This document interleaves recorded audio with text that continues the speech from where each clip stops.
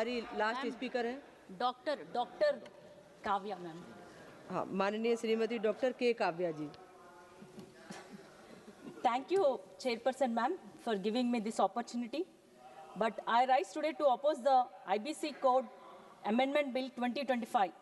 This bill reflects a government that has lost sight of justice, accountability, and economic fairness.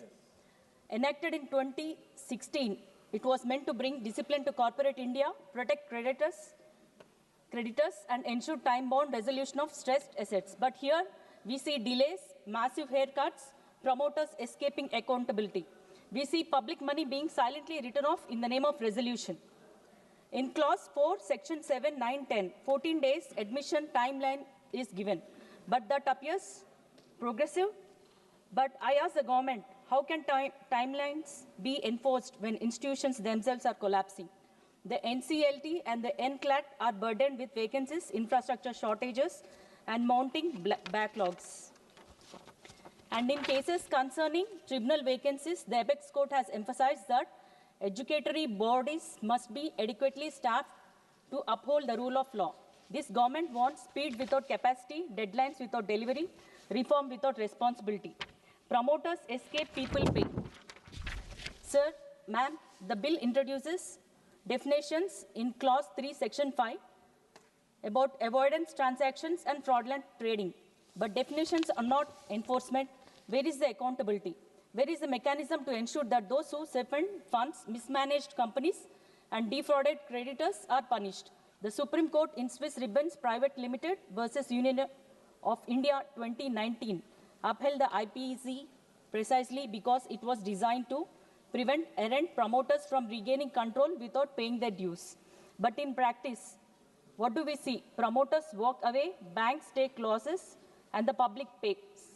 This bill does nothing to strengthen enforcement under Section 66, weakening Parliament, strengthening bureaucracy.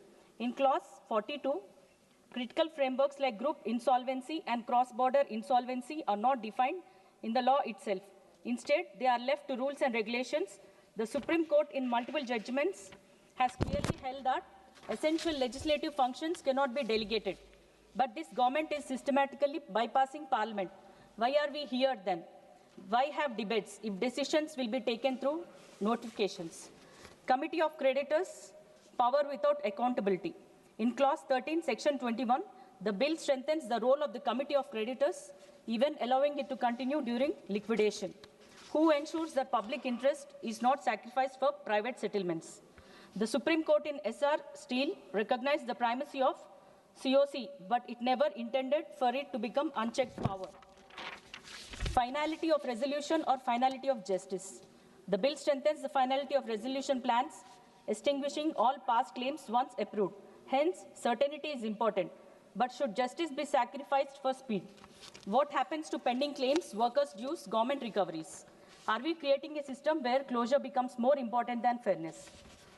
Conclusion, a bill that reforms process but ignores justice.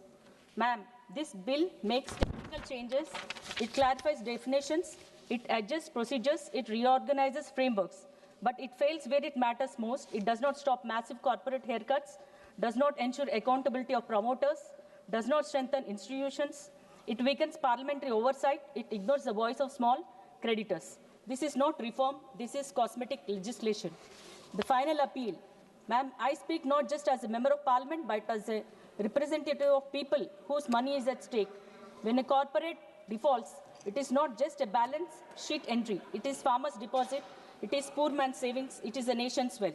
And today, this government is asking us to pass a law that protects processes but not people.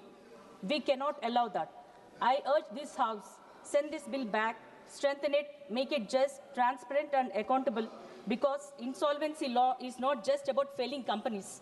It is about whether this government stands with its people or with powerful defaulters. Thank you, ma'am. Thank you so much.